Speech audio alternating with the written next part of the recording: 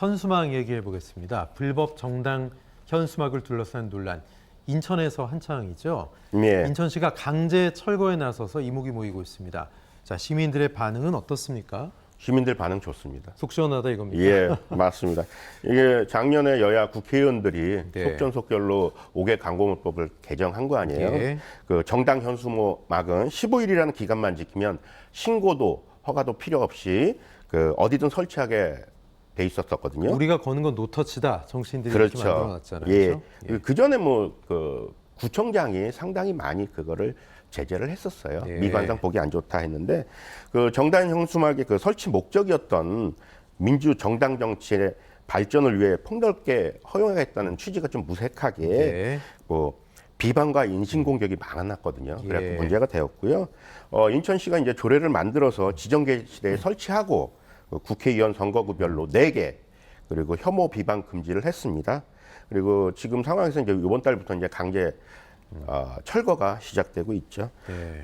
또 한 가지 또 이런 부분이 그 조례가 생긴 게 또 스쿨존에서 트럭 사고가 있었어요. 네. 그 트럭 운전기사가 그 현수막 때문에 신호등을 못 봤다 그렇게 말을 해서 정당 현수막에 대한 강제 철거가 시작됐고요.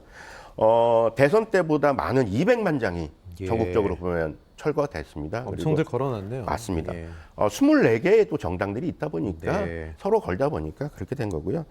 그리고 현수막이 또 재활용률이 떨어져요, 상당히. 네. 그러면서 이제 환경 오염에 유발도 되고 그래서 그런 문제가 있었습니다. 근데 정치인들 입장에서는 좀 볼멘 소리를 할 것 같고 또 예. 구별로도 온도차가 좀 있다고요.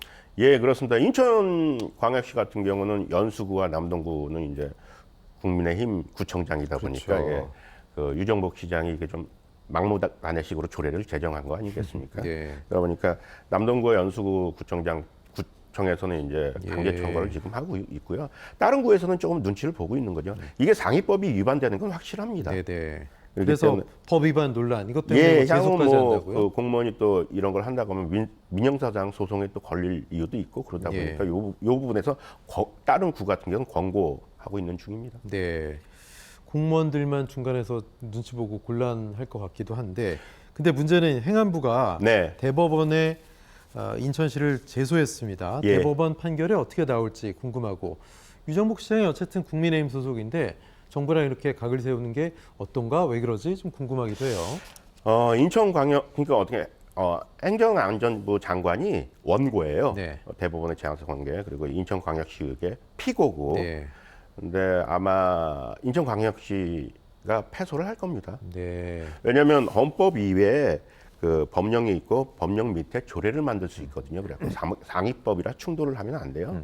근데 지금 이 현수막 조례 제정은 상위법과 충돌이 되고 있습니다. 그리고 네. 유정복 시장 같은 경우는 단독으로 하는 건 아니고요. 다른 18개 광역시도랑 또 연계하고 있어요. 광주시 같은 경우도 지금 이런 조례 제정을 해서 현수막 문제에 대해서 적극적으로 대응하고요. 아마 이게 패소가 되면 유정복 시장, 인천광역시 유정복 시장 입장에서는 네. 헌법 소원을 제기한다고 합니다. 네. 이게 이제 시민들의 건강권 또 행복권, 행복 추구권 등을 반하는 법이라고 입장이고요. 또 예. 정당에만 무제한적으로 내걸 수 있는 거는 그 평등법 위배라는 입장이라서 예. 아마 유정복 시장이 헌법 소원을 할 예정입니다.